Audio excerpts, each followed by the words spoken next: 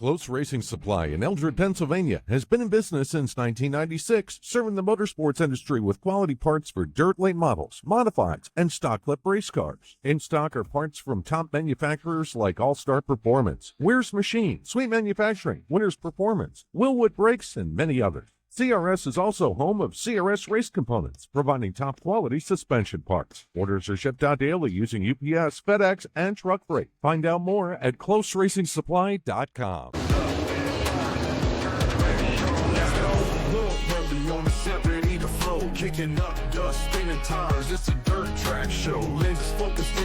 Back to episode 2 of season 2 of the Woah Show.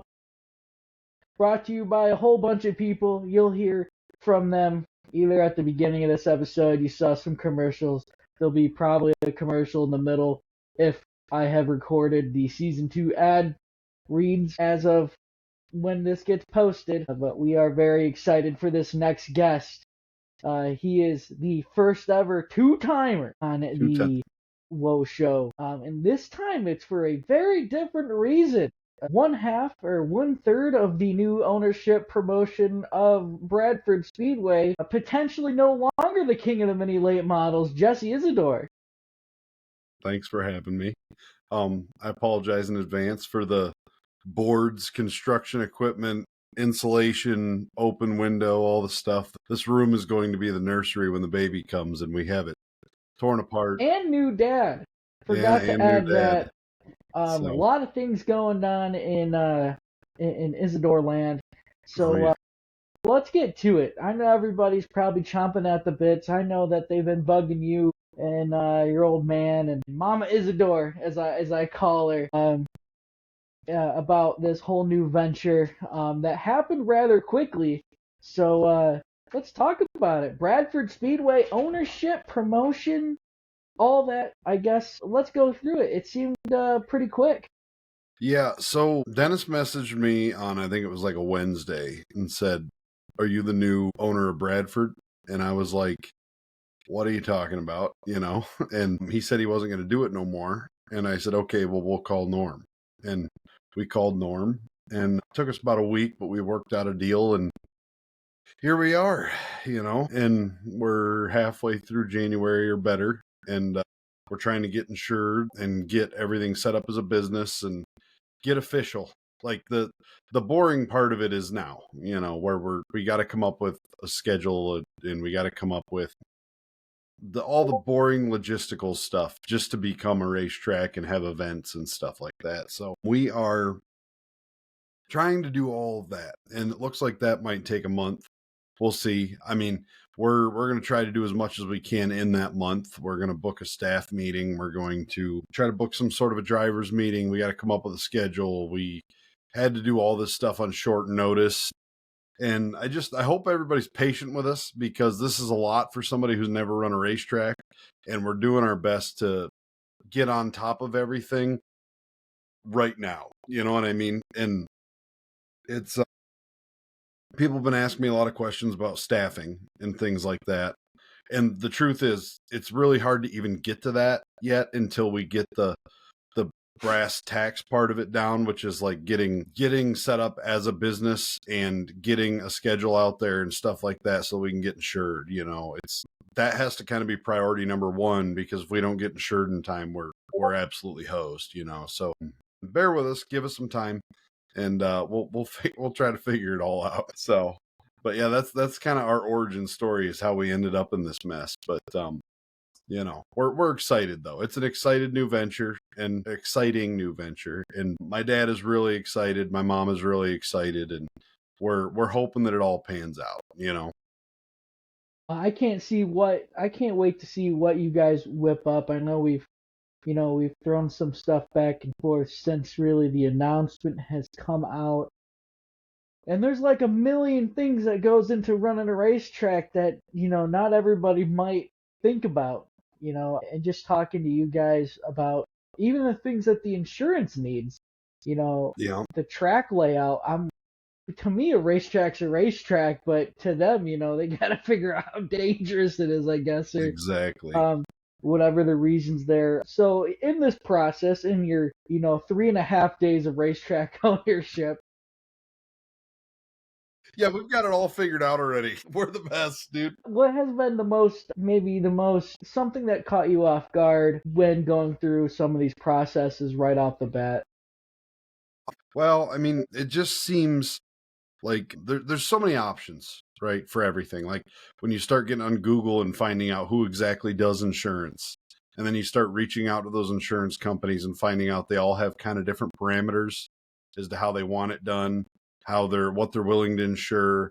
It's like there's a lot of like logistical stuff that's just kind of tedious and a nightmare, and also like it's hard to come up with a schedule in a week that really considers everything that you need to consider, right? Because you don't want to book around other big shows. You don't want to accidentally step on other racetracks' feet.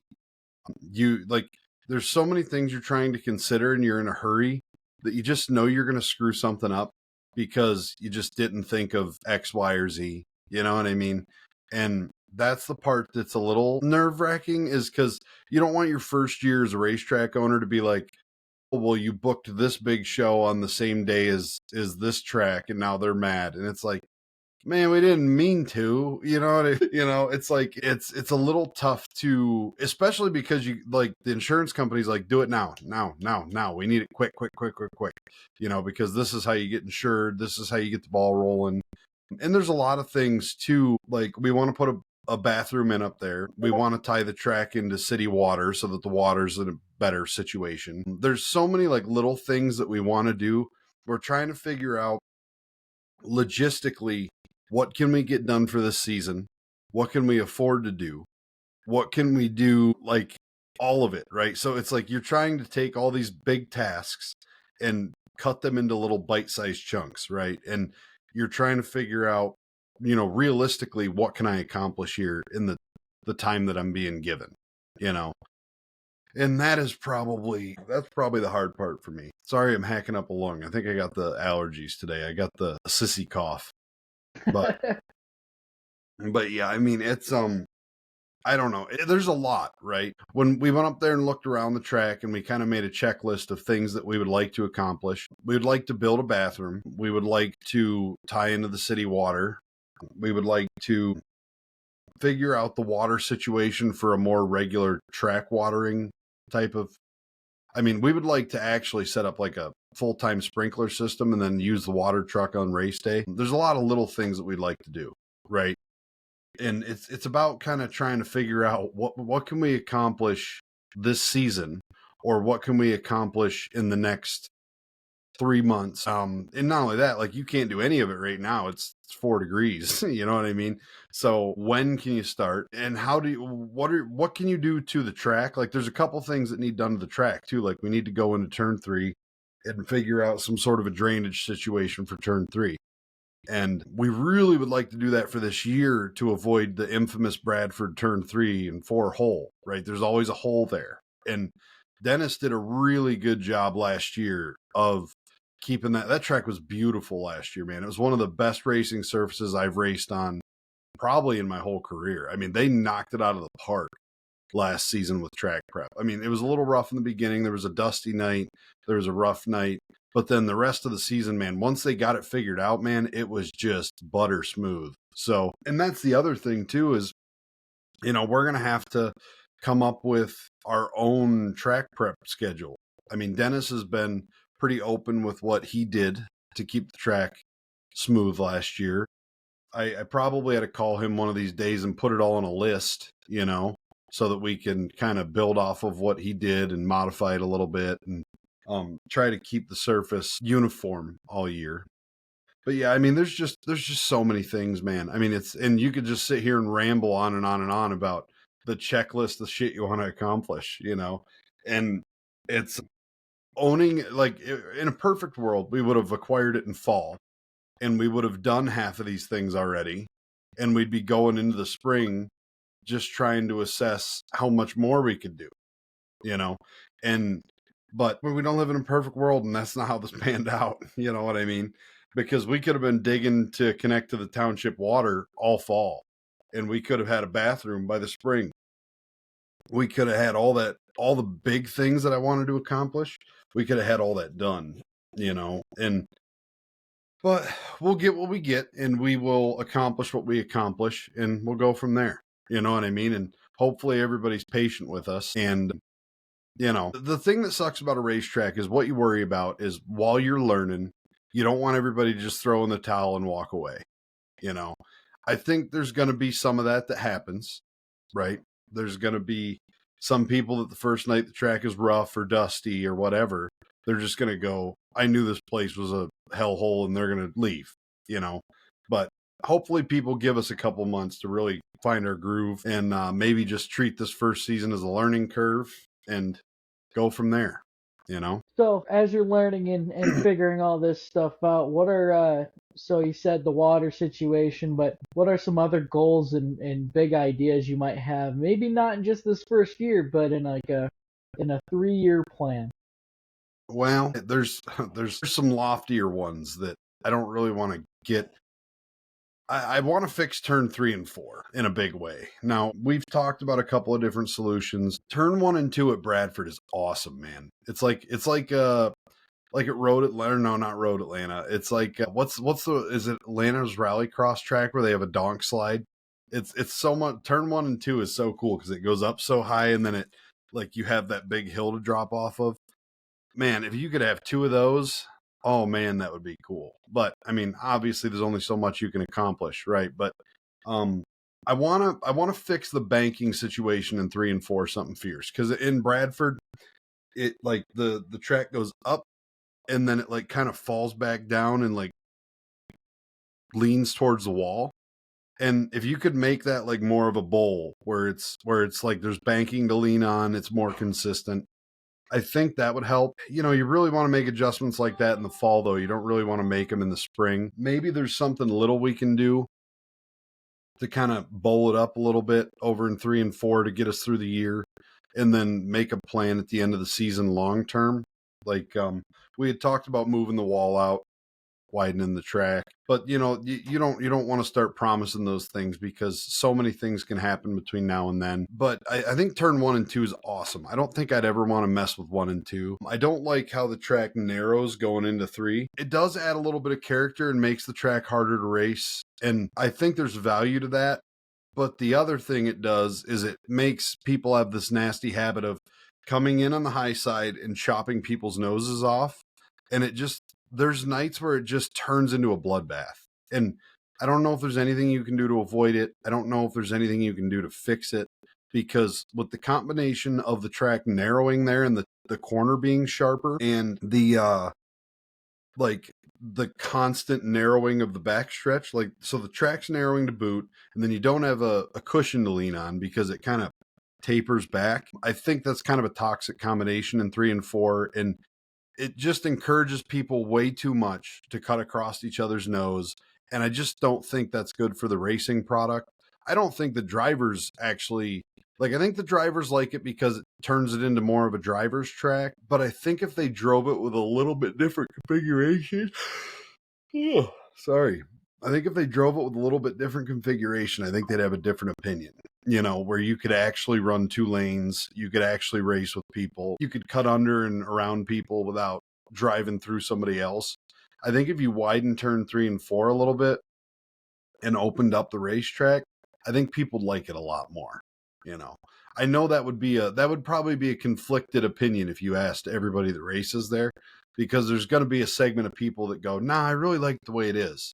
But then, I mean, if you ask them, it's well, how many times have you been coming through turn 3 and 4 and somebody came off the hide side and just drove right through you? They're like, wow, that does happen. Imagine a world where that's not the beneficial way to drive. I mean, I think that's a better version of Bradford. So now I can't tell you if that's a 3-year plan, a 2-year plan, a next year plan. We'll just have to see how this year goes. Our goals this year is to fix the drainage, fix the track, fix our part of it. What things we can upgrade, we'll upgrade. And we really have to spend this year focusing on learning how to run a racetrack, learning the day-to-day operations, the weekly operations. I mean, we've got to kind of fixate on how to make a consistent product week in and week out. And also, we really, really, really want to build a team of people that, like, but me and you have tossed around a bunch of ideas with, like, how we want the race direction to be handled. And I think all those things are important. I think there's too many hands in the cookie jar a lot of times. And that's not a knock on any way that it was run previously or anything like that. I'm talking generally at all racetracks, right?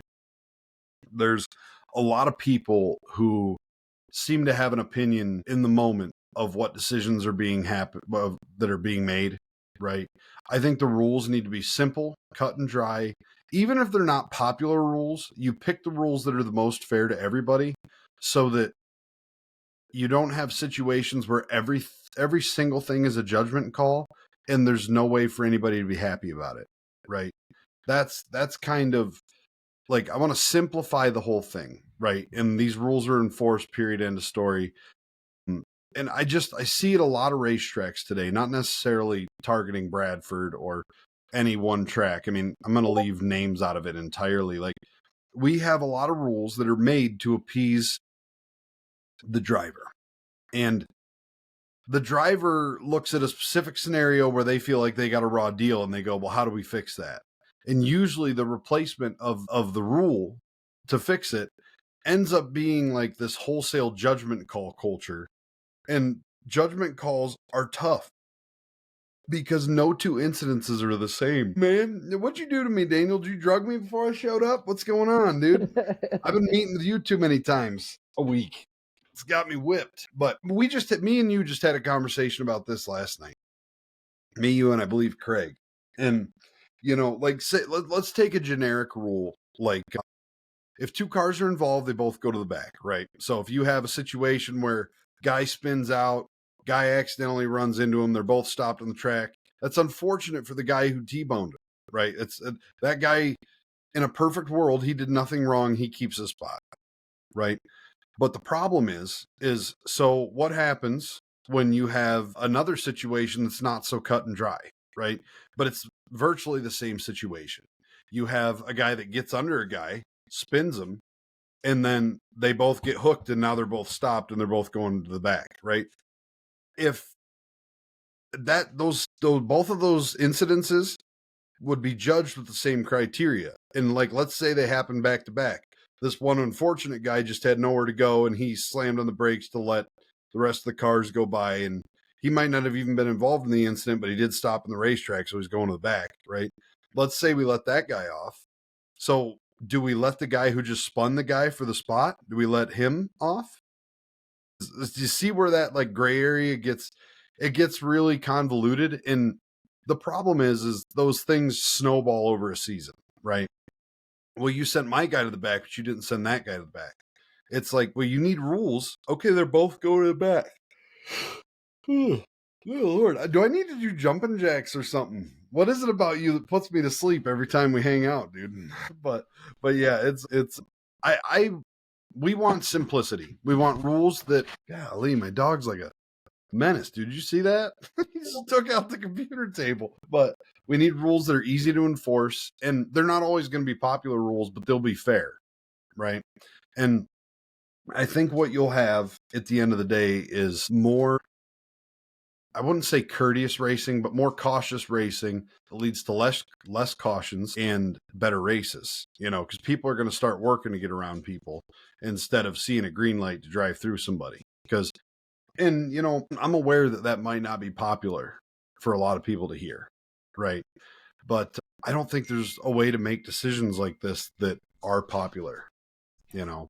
I think no matter what decision you make, it's going to be unpopular to a handful of people, you know. So that's where we're at. Those are our goals. And that is the direction we're looking to head. And yeah, I mean, as we hire people onto the staff, we'll probably announce it, and we'll try to make more, what do you call it, Facebook posts, and we got logos coming. We got all kinds of stuff that we're going to have to announce and brand and talk about. Just right now, we're kind of radio silent because we're dealing with all the boring logistics, you know.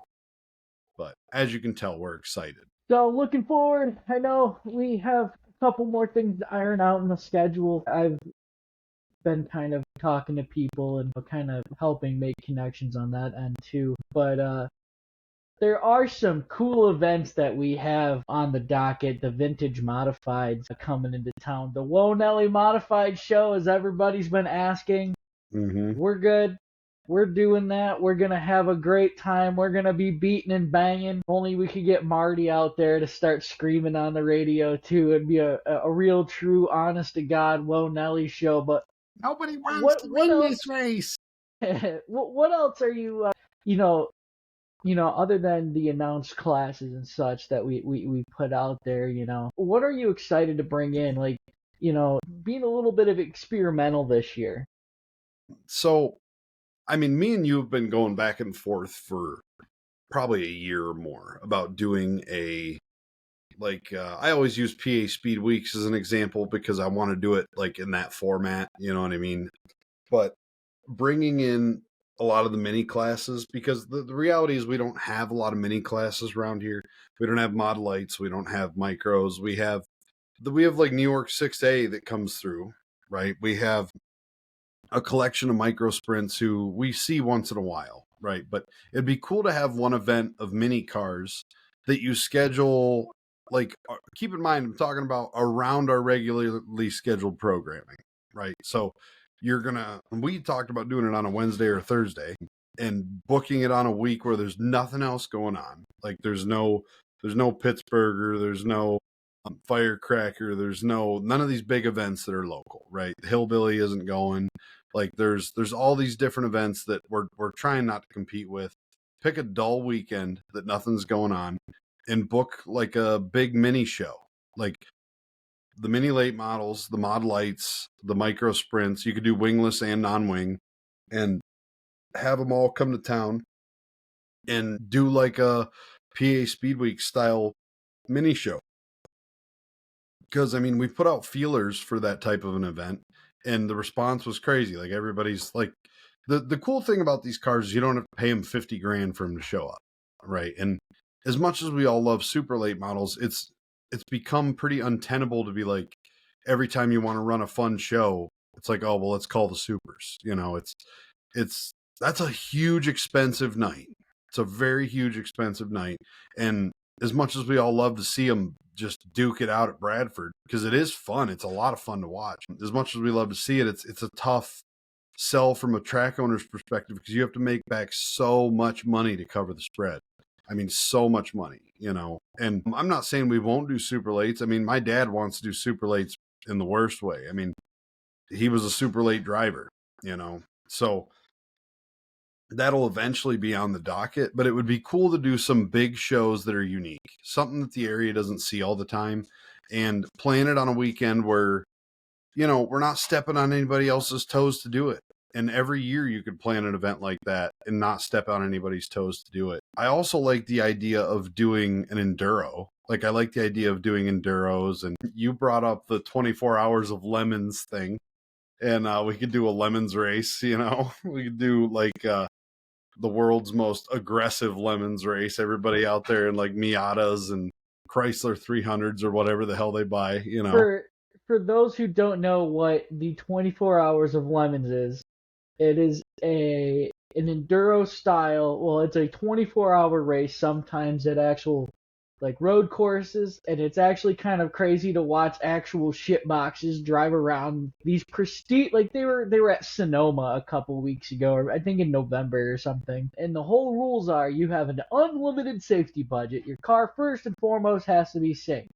Outside of your safety budget, your car can only cost $500. That is buying it and improving it for performance, not safety. And it is maybe one of my favorite things there is in autosport. I think those kind of events that are weird and new, and being a part of the marketing side and doing my own promotions in my own side, I think we lack doing those out of the box events anymore. We don't have like a run what you brung night anymore, or enduros kind of died. I know that Bradford ran one last year, and I heard that it was one of the more popular events of the year. State Line's starting to plan one. It was fun and successful too. I didn't actually go to that enduro, but I heard it was popular, like you said. So, those kind of things, maybe thinking outside of the box for a couple of these, special nights where we're not coming in and going, all right, we got the World of Outlaws coming in here, and now we're going to be broke and can't run a racetrack for the rest of ever, actually. We're going to live in cardboard boxes now because we had to bring the Outlaws in. I think there's a lot you can do up there, and a lot of people that I talk to outside of, and I'm going to say the greater McKean and Bradford classes, that don't get to show up there very often, are very excited at the idea to be offered a race or offered opportunities to come there. I know that we talked to some microsprint guys to come up. They always enjoy that track because it suits them. Not to spoil more things than not, but there's quite a couple things there that people could be very excited about, on the driver perspective, and hopefully it puts on a good show for the people that come to watch. Right. Yeah, and I agree. And one of the things too, when me and my dad first decided, well, I shouldn't say me and my dad, when the three of us, me, my mom, and dad first decided to do this, we had a conversation about what is Bradford to the local community, right? Bradford is a track my dad raced on religiously. It's a track that I raced. It was the first track I raced on. I raced there in a go-kart a long time ago, which we would like to bring back, by the way. We'll see how it pans out.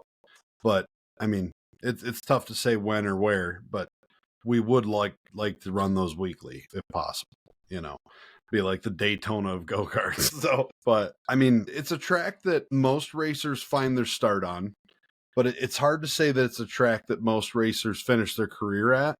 So we just decided to double down on we want cars in classes that people can afford to run. Cars in classes that, if you're a shade tree mechanic and you think to yourself, I'd really want to race, but I'm not building a $50,000 modified or a $50,000 pro stock or whatever, right? If you're a shade tree mechanic and you want to race, we want Bradford to be your home, and what are you doing? I'm sorry, my dog is just being a menace right now. He's not happy that I'm talking to you. But, we want Bradford to be those guys' home, and because that's where racing kind of starts for most people is you get into these, like we've talked about Crown Vics. We've talked about, we were looking at the super trucks yesterday. We've talked about the street stock crisis, how there's pro stocks, hobby stocks, pure stocks, street stocks, rush stocks. The stock car crisis right now is just bananas, and sometimes it feels like, we've divided all these classes into so many classes that nobody knows what class is running. You don't know how many people I've talked to that genuinely think Zane Harvey has always just been a UMP driver. They don't even realize that rush modifieds exist. They see two different UMP classes out there. And that seems crazy to a guy who runs a Rush Pro Mod. But I'm telling you, the general fan just does not comprehend that there's a difference, right? There's the diehards who totally understand that there's a difference, obviously. But if you go talk to some random grandma in the stands, she doesn't know the difference. And half of the people in the stands probably don't necessarily know the difference. Do you know how many times I've been sitting up there watching one of my buddies race, and somebody will lean over and ask me, what class is this again? Is this the pure stocks or the hobby stocks or was this the, and I'm like, I actually don't know. I don't, they look the same. They sound the same, I wanted to make a situation where long-term, we want to welcome everybody into this community. And if we can eventually come up with a class that is another entry-level class, or bring in a class that's another entry-level class that can support a car count, we're about it. But we're not trying to run 50 classes a week and keep people there till midnight, right? We're going to keep the show moving as quickly as possible. We're going to try to build, we were talking today about building some sort of a UTV to pull the mini lates on and off the track, because everybody dreads when a mini late wrecks, because nobody knows how to hook them up to a wrecker, and it takes 20 minutes to just get them off the track. And we're trying to expedite that process so that it's wham, bam, thank you, ma'am, and you're gone. There's a bunch of little tiny things in the process that we want to iron out so that everything we do is smooth sailing throughout the year. I mean, and obviously it's just not going to be smooth especially the first month, right? Because you're going to go out the first week and screw up a ton of things. And you're going to say to yourself, boy, we can't do that again. And then you're going to screw up a whole new set of things and go, boy, can't do that again, you know?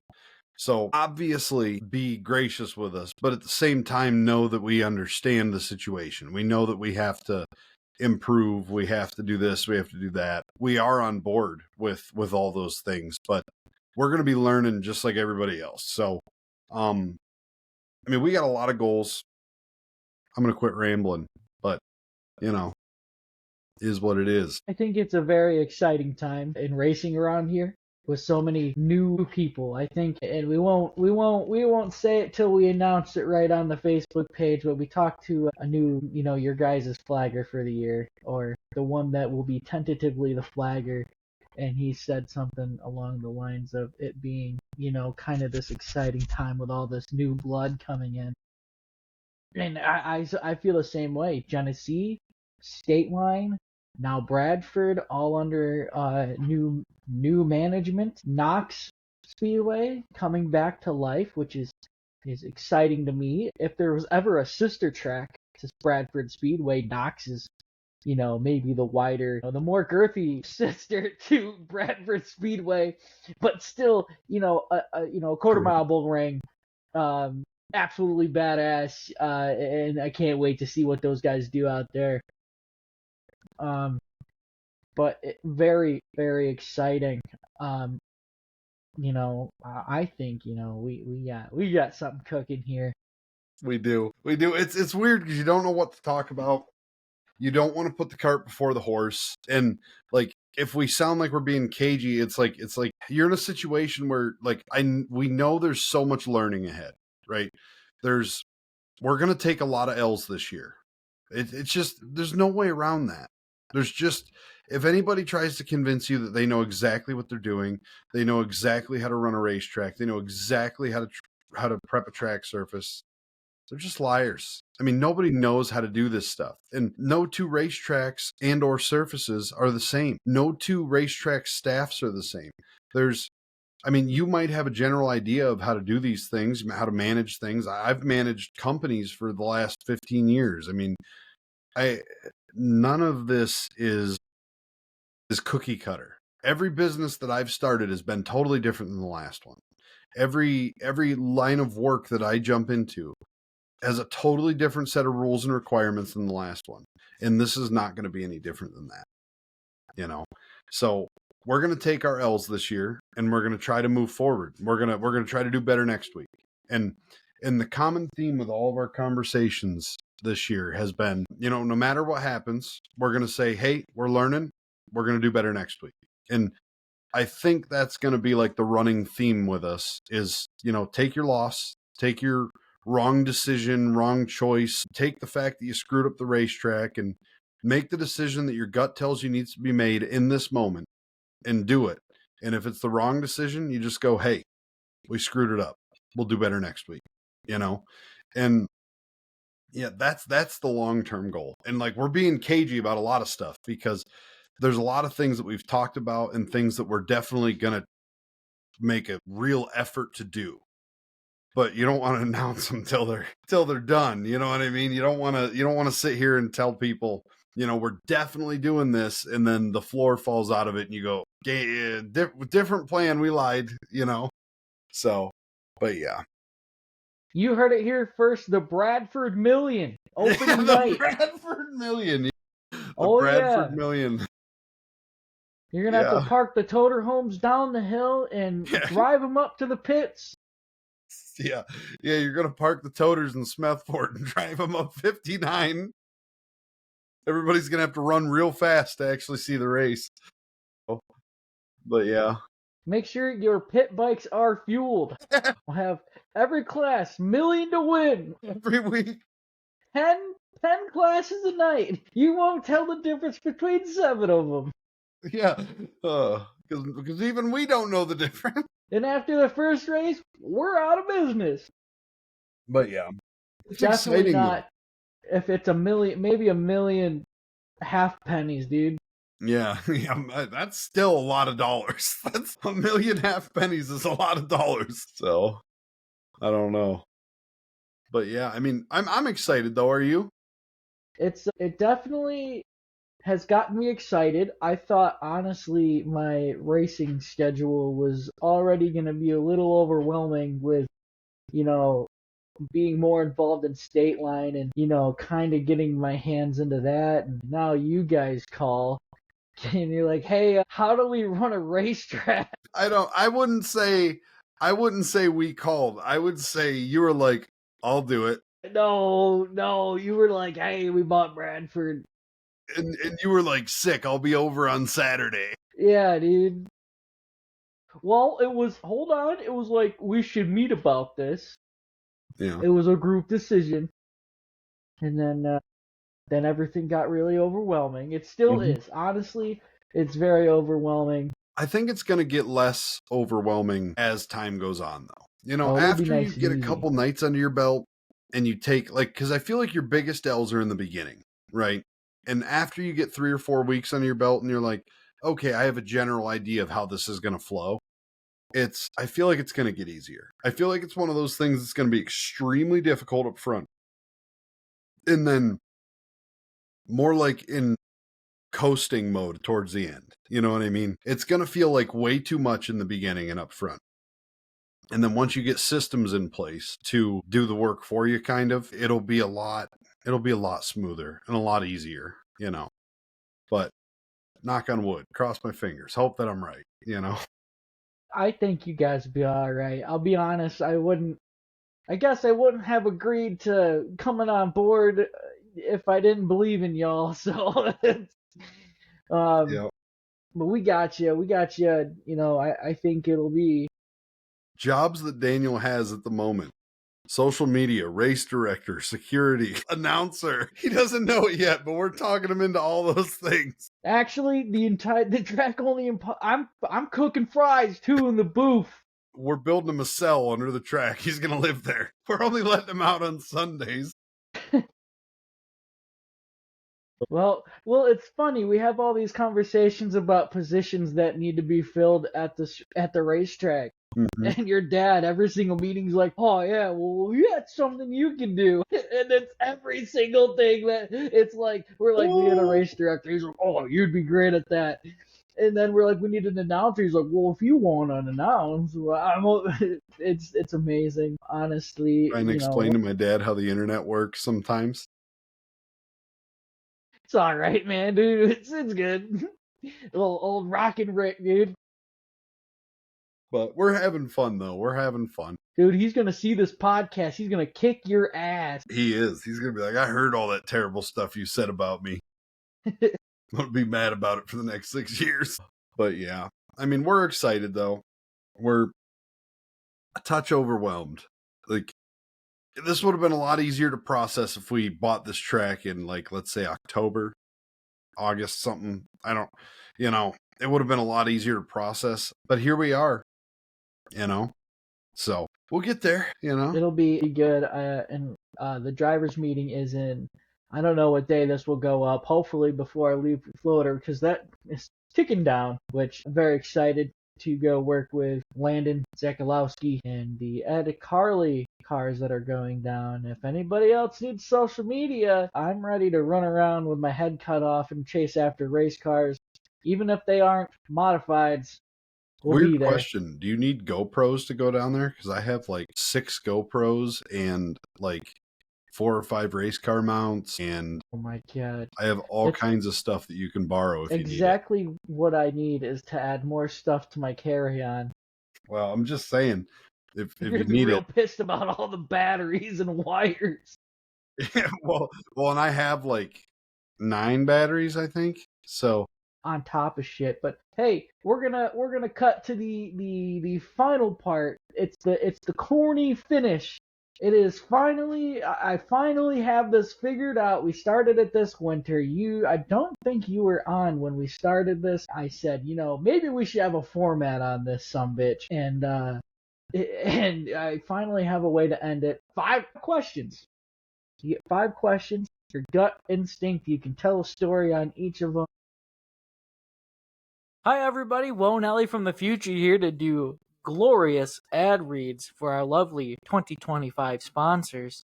And I'm sure this list will grow, however, it is early, and we want to make sure we sponsor those who have hopped on early.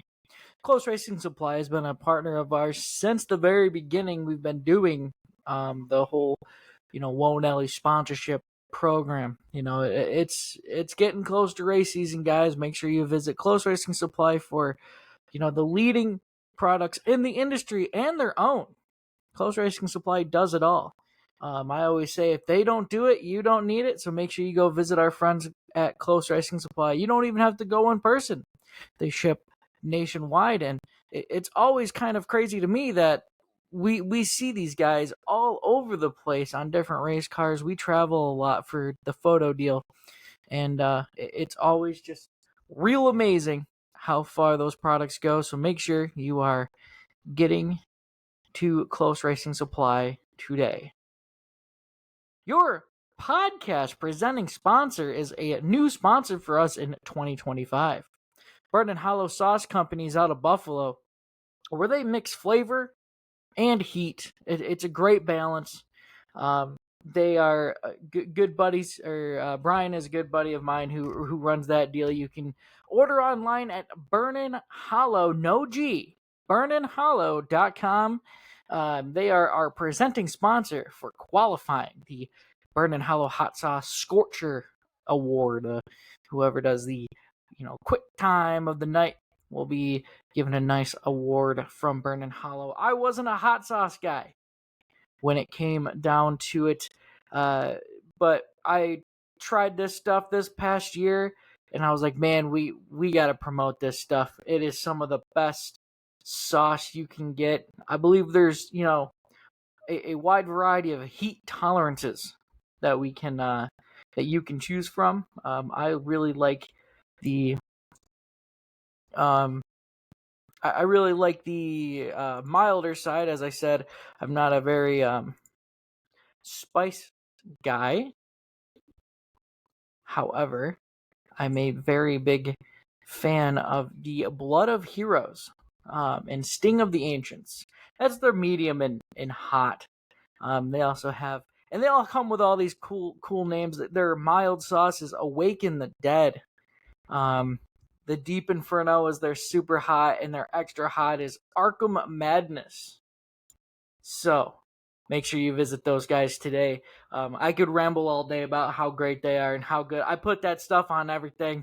Man, I was putting it on pizza bagels the other day, just to show you, that it's a very wide variety of uses for the sauce.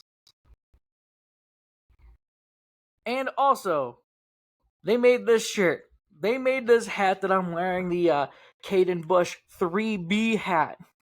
Good friends of ours. Back again for 2025. Back again as a Woah modified sponsor, podcast sponsor, driver of the week. Just like we said for Close Racing Supply, if they don't do it, you don't need it, man. They got, when they drop their energy drinks, I'm telling you, one of the best energy drinks that you can get. From their hats, their t-shirts, their wraps, the quality. And I know we had them on the show very early on for the Woah show. The quality and the creativity between all these designs is amazing. These shirts hold up super well. I beat the ever-living shit out of my stuff. And I mean, dirt tracks ain't too friendly to most of your guys' clothes. So make sure you stop in, see what Carpy can do to you, or do for you. And, tell them that we sent you. They love that stuff, So, man, let's get back to the show.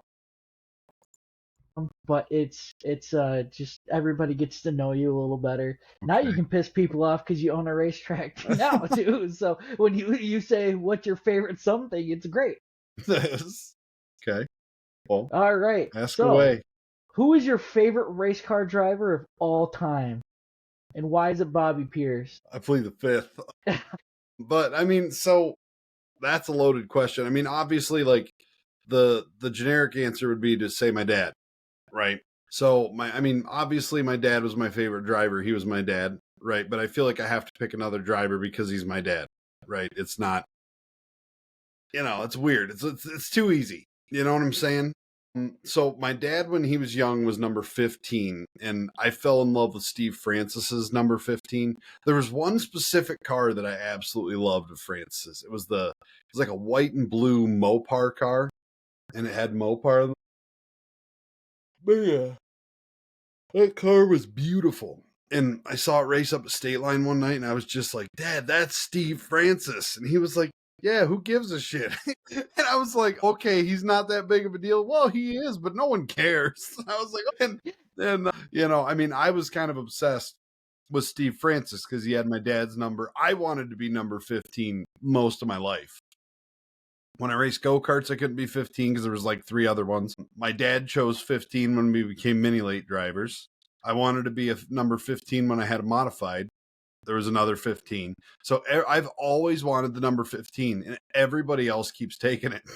and so I've never gotten to be the number 15, right? So Steve Francis had a soft spot in my heart. And Scott Bloomquist is also another one that just, I mean, I know it's corny or unpopular to say that you love Scott Bloomquist, but I have seen that dude do some really cool shit on track, man. It's hard to not respect that guy.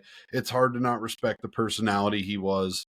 It's really like, coming from the music background, I respect Bloomquist so much more because I think the sport needed Bloomquist when he showed up. He was this brash, cocky guy who was just a larger than life personality, and people don't understand how important that is. That's my answer. That's my answer. Bloomer and Francis. I had to pick 2. What's your favorite racetrack? In the whole world? Whole world, dead or alive?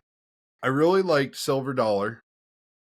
I thought that track was awesome. It's like I played it on the first World of Outlaws sprint car game, I think. And then watched a couple of races there. I don't think it exists anymore. That track was pretty sick. Lima Land is sick. And my favorite, Lima Land has got to be probably my favorite racetrack that's not local. And this is going to sound like a bullshit answer, but of all the tracks I race, Bradford's my favorite. It's my favorite. It has Sucking been up to new ownership. It always, I know, dude. I'm the new owner's my guy, dude. You know, we're BFFs, dude. I know that guy so well. But yeah, Bradford has always been one of my favorite tracks to race. And like, I know you were telling me David Scott was super excited to race the mods there. And Bradford's one of those tracks that if you like Bradford, you love Bradford, right? And if you don't like Bradford, you hate Bradford. Some people hate that elbows up, like, drive it like you stole it style of racing. You know, some people just hate it. I don't know why, because I get really bored on racetracks that I just hold it to the wood and turn left. Everybody talks about how fast they are, and I don't know. I just feel like the problem with tracks like that is you can't wheel yourself into a position that's faster than what the car will give you. At a place like Bradford, there's been nights where I did not deserve to win and I won. There's been nights where I didn't even deserve to be in the top 3 and I ended up second, right? There's been nights where I always seem to place better than I'm supposed to there, you know? I love it. I love it, man. I love that track. That's why we bought it. So, you know, but what's your next? favorite racing moment of all time? This is another one that nobody's going to give a fuck about, but it is definitely so. I mean, I have a laundry list of moments that I got to watch live, some that I lived through. I mean, everybody talks about their first win. My first win was pretty unceremonious. There was 4 of us at McKean, you know, there's maybe 4 or 5 cars and I won. So it was like, kind of took a little bit of the luster out of it, you know. But my moment is me and my dad raced at Blanket Hill for like 25 laps straight, door to door. And it was, man, let me tell you, there's only like 3 of us or 4 of us, and I have never worked so hard in my life. My dad, you don't understand, like on a small track, my dad is a son of a bitch to get around. I mean, he is a nightmare. Like, he does this thing, right? So he was on the top and I was on the bottom. He does this thing where every corner he creeps into your lane like a foot. He creeps into your lane just enough so that he can't say he's taking the spot from you. Right? He gives you just enough room to race with him, but he's also taking that extra, like, you have to get on the throttle about, I don't know, 10 feet later than normal, right? So he's shaving like 100th here and 100th there, and like he's just killing your momentum. Like it took me a solid 20 laps to get by him. And like the worst part is so they asked us both to come into my victory lane interview, and I was whipped. And I know he was even more whipped because they told him to come down and do the interview with me. And I turned around, he's pulling his helmet off. He looks like he just went swimming or something. He's sweating so bad. The photographer comes up to me and he goes, "Dude, that was awesome. You guys were door to door for like 20 laps." And I was like, "Yeah, you're going to have to give me a minute, dude." I'm like sweating, breathing heavy. And I turn around. He looks like somebody just shot him in the chest. You know what I mean? And it was I had to work for it. And it was a cool moment. It was a really cool moment. And he has not stopped talking smack to me since, telling me he let me win. He got lucky. I know he didn't let me win because he looked like he was about ready to pass out. You know what I mean? That did not look like the face of a guy who let anybody win, but it was, and I know it was a tough one because it was just one of those races where, like, I mean, we were this close to each other. The photographer sent me a picture of us with 3 to go, us with 2 to go, and us on the last lap crossing the finish line. And it's like, my car is like this much further ahead of him in all 3 of them, right? Like the first one, he's this far ahead of me. The second one, I'm this far ahead of him, and I might have been this far ahead of him when we finished, right? And it was a good time, you know. It was a real good time. But that's probably my favorite memory for sure. What moment made you a fan of racing where you're like, I have to do this? You know, I know growing up in a racing family, you can't avoid being a fan of racing when you got to be there every week, every day. You know, you live, eat, and breathe it. But what really got you attached to this? Man, that's a hard question. I mean, for me, I've always been more into the car building side of it, right? Like I'm more into like the racing and winning stuff is more of a byproduct of my obsession with like spring packages and shocks and like what does this angle do and what does that angle do? Like I'm a weird guy. Like I like winning like everybody else does. I like racing like everybody else does. The experience is most of what I like. So it's hard for me to point to one single moment, right? I have that moment with my dad. I have another moment where me and Terry were duking it out at Bradford. I mean, there was this one moment where it was like towards the beginning of last year, and Terry was like, so on 3 and 4 at Bradford, the bottom is screwed, right? The guy in the bottom is screwed. The guy in the top gets so much more momentum, right? And the way they would start us at Bradford, where you had the 2 cones in the restart zone, the guy on the outside just wins every time, right? And Terry was on the outside pole on the start, and he got around me. And then he was on the inside pole on the restart, right? And he was trying to crowd me out to make up for that difference. And he put me into the wall, and I just brake checked and darted under him. And we had like, I don't know, a really good 2 or 3 laps. You know, that was one of those moments where it was like this is like wicked fun. You know, this is a really cool thing to do. You know, you have moments like that, I guess. And those are the moments that I guess keep me going. Like they just update the gas tank for the other stuff. But I think where I'm really lucky is I don't need a lot of those moments because what actually makes me excited is working on the car and trying new things. Like everybody gives me shit about trying new things. That's my favorite part about being a race car driver. Like the winning is optional for me. I mean, it's probably really weird to hear from a race car driver, right? That the winning part is optional. I like it and I embrace it as much as the next guy, but I like the cause and effect of trying new stuff. It's my favorite part of racing. Like the feeling the handling characteristics change and knowing you did that. That's my favorite part. But yeah, that is probably my favorite part of the whole thing is the like I guess there's some eureka moments working on the car that probably really snooker me in. Like the current spring package that I'm running, right? I had kind of run the numbers on paper and scaled it out a bunch of times before we actually put it in the car. And we went out that night and I passed Terry Mealy on the high side at McKean County, and that car was just on rails, man. It was like one of those things where I'd taken everything I learned to that point and put it all on paper and went, how do I do all of these things at once? And then we did it, and golly, was it cool. Because it was exactly what I wanted out of the car at the right time, on autograph night, and all the kids had signed the race car, and we had like 50 kids in Victory Lane for the picture. That was probably the moment. That was probably the moment where I was like, that was all those things that I like converging into one thing, right? And I was like, this is awesome.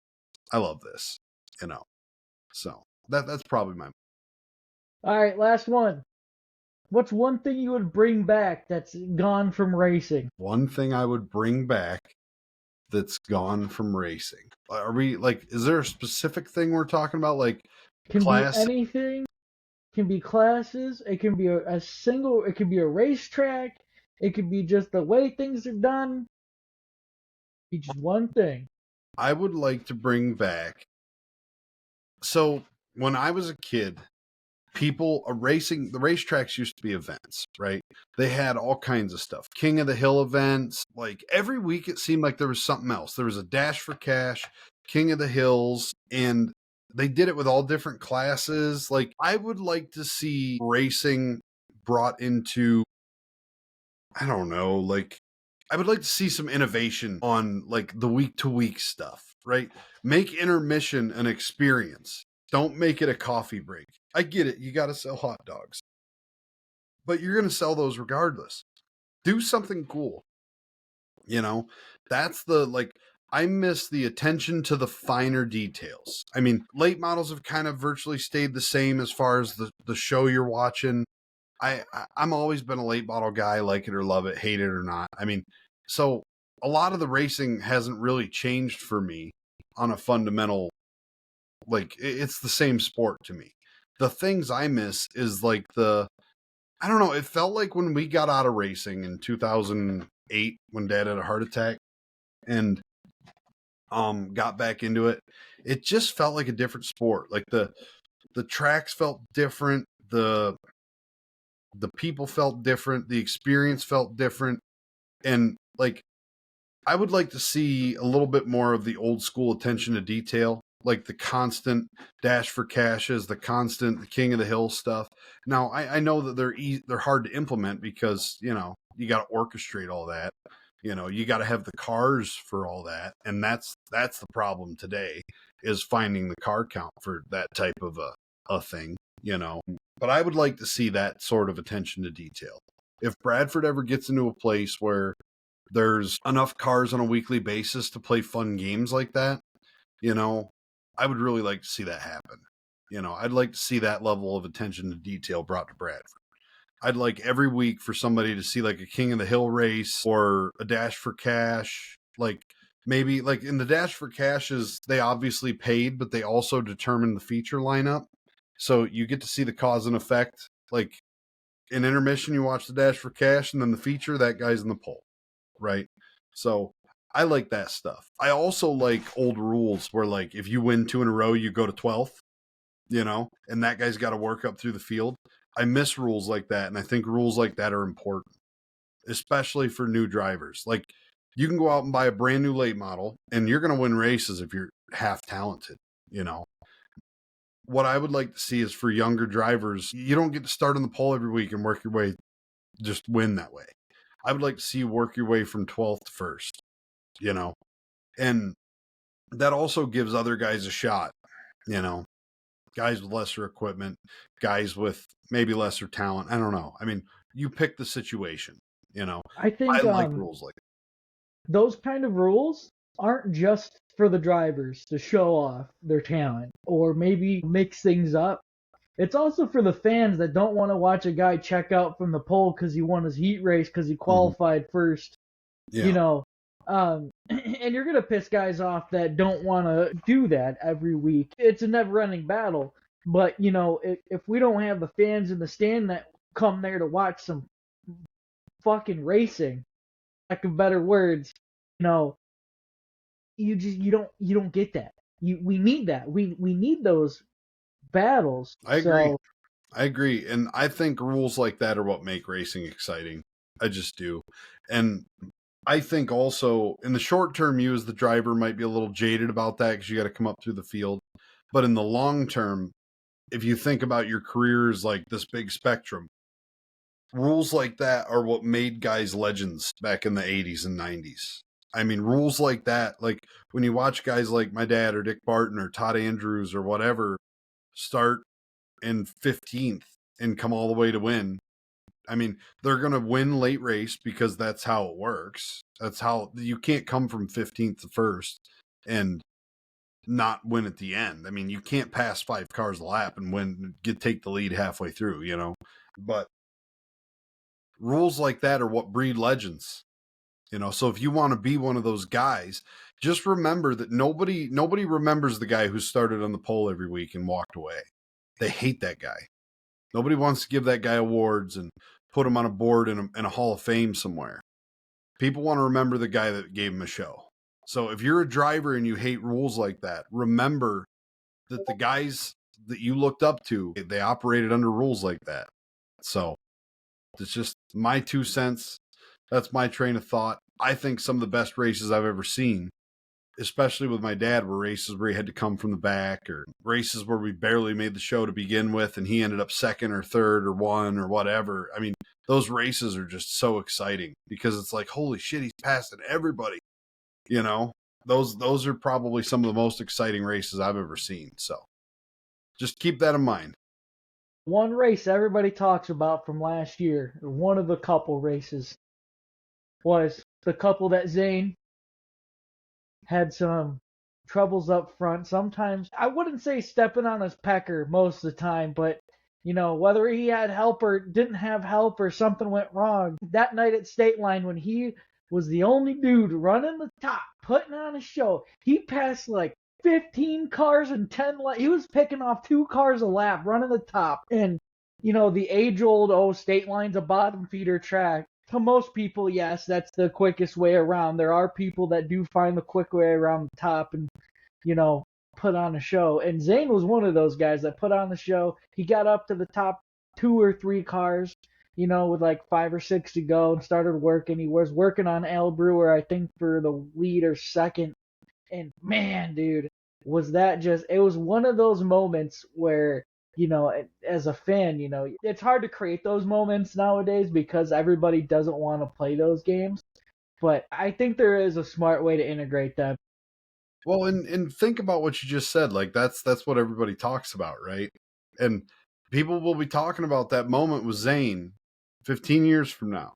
If Zane's still running a race car or whatever, or maybe Zane walks away from the sport and everybody's going to go, oh, you don't remember what it was like watching him. You know, like if you as a driver want to be remembered that way, you got to do that shit, you know? And I understand not every race for Zane is like that, you know? Like sometimes he might get put to the back and junked by a lapper, you know? So that's how it goes, brother. You know, that's like, it doesn't work out in your favor all the time. It just doesn't. So, but I like rules like that for a bunch of reasons. I mean, the list reason is long. I mean, you don't want to see the same guy win every week. You definitely don't want to see the same guy win every week from the pole or the top 2 rows. I mean, stuff like that is a big deal. If you put people to the back and make them work their way forward because they won 2 weeks in a row, I don't see anything wrong with that. I mean, the end goal for all of us, and especially for the drivers, because like you got to think of the future of the sport, not just whether or not you're going to win this week, right? The end goal for all of us is for everybody in the stands to be absolutely exhilarated every time they come. Because the more nights you have like that, the better that track will do, the higher your pay will be. It's better for all of us, right? So sometimes I think as a driver, you get a little caught up looking into the short term, which is, you know, I hate rules like that because I have a great car and then the guy in 19th takes me out. Well, that's an option for sure. Or you go from 19th and win and you look like a fucking legend, man.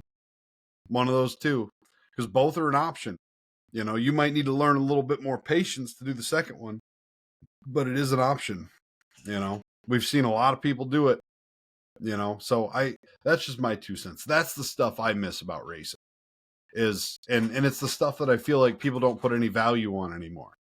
You know, the sport in a lot of ways feels to me like people have made it Dang dog, dude. I'll tell you what, he's just being a menace. But the sport in a lot of ways has become people just collecting trophies. And I mean, I think that's what we've all done, right? I mean, that's part of why you do this, right? Everybody likes to have their ego stroked a little bit, but there's a difference between collecting them and earning them sometimes, I don't know. It's just my thought, So I've seen Dave Hess pass some monster fields too.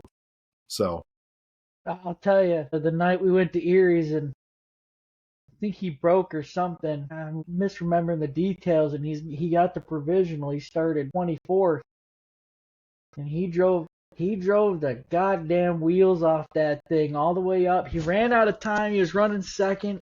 It was a good show though, and those kind of things, man. Hopefully we can recreate. Hopefully we do some cool stuff with the Woah Nelly Mod Show. All things to keep in mind. Can't wait to release the schedule. I'm excited. I think we have a couple more things to kind of iron out. Anything else, Jesse? Your elevator pitch for Bradford Speedway for 2025. So my elevator pitch for Bradford Speedway.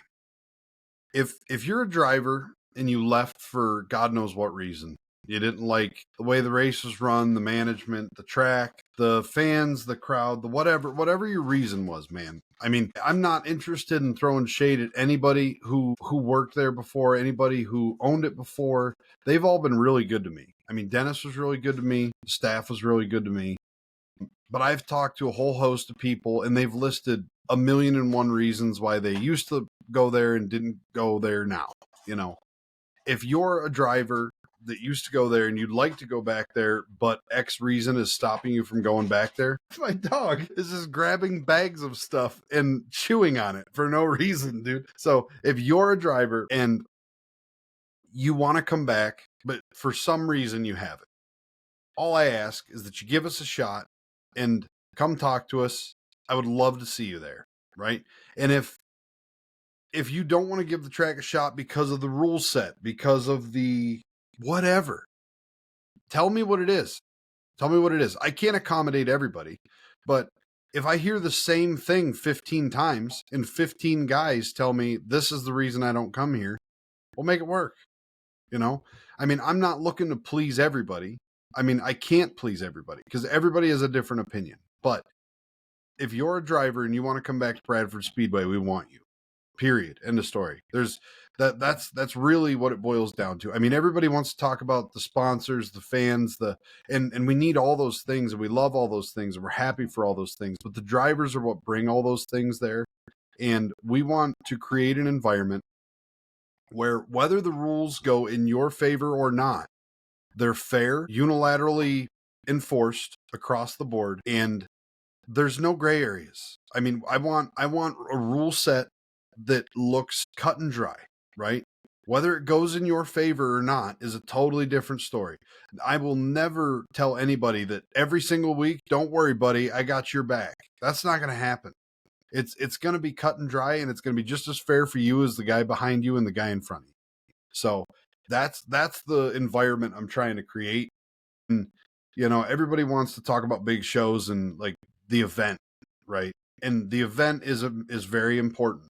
But I want to put my sales pitch. If you want an elevator sales pitch from me, my sales pitch is to the drivers. What I want is to make you guys happy. And I want you to have a place where even if you feel like you got the shit end of the stick this week, you don't feel like we gave it to you on purpose. That's just the rules. That's what I want you to feel like. And you can't make everybody feel like that every week. Every once in a while, you're going to have people that just don't see eye to eye with the call that was made. But the bottom line is whatever call gets made, it'll be in the rule book. You will have known it's coming. It's not going to surprise you. That's what I want, right? So, and I might be over promising a little bit. We have never run a racetrack before, but I'm going to do my damnedest to enforce the rules in that way. We're going to try to set up a team that holds themselves accountable and makes the right choices. Good, bad, ugly, whatever.